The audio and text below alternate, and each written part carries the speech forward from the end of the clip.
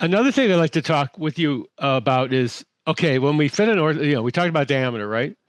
And we fit in Ortho-K lenses, we're wondering, we have the alignment curve, the reverse curve. We want to be able to land that lens properly.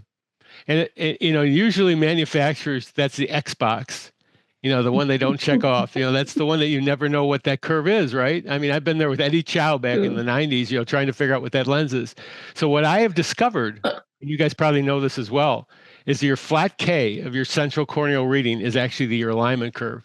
It matches almost Hmm. 100% with that alignment curve, your flat K. And that's True. why it's so important to take auto Ks or K readings on your corneas, because that's more accurate for the central cornea than Hmm. the topography is for the whole cornea.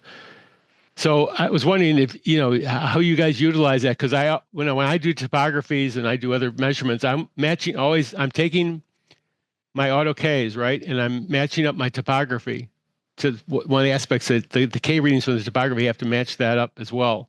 So what do you guys do as far as, good topography capture, and as well as, recognizing the fact that, the central K readings have that kind of an impact as far as aligning your lens? Yeah, learned it from you, Carrie, so I do the same thing. Okay. I Yeah. sometimes even add the optical biometry K readings. So I compare all the three K readings to find out that they are matching with each other pretty well. Okay, great. How about you, Irene? How do you navigate through this True. topography? Yeah. I do both the Pentacam, the topography, and the Auto-Ks, and I just compare them.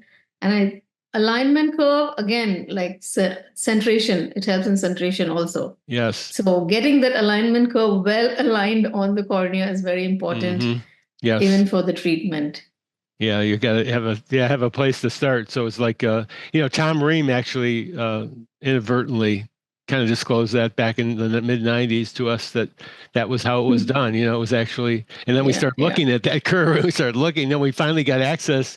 Ortho Tools was the first software that you could actually design. I had access to, and so we could actually look at that. And Eddie Chow's done a wonderful job of making that available to doctors. As far as the development. Eddie is amazing. Eddie is amazing. Eddie, what can you say with a remarkable human being? Says you give her of life, to all of us. So Eddie's been a good friend of mine since we met at NERF meetings, back in the early 90s. So if you're interested in getting the rest of the episode, consider becoming a paid supporter of the Myopia Mindset. In addition to an extended version of this episode and every other episode that we do, you'll also get access to exclusive monthly bonus episodes of the Myopia Mindset. And I know you're interested. You've made it this far. You can do so on our Substack, myopiamindset.substack.com. I'll see you at the next one.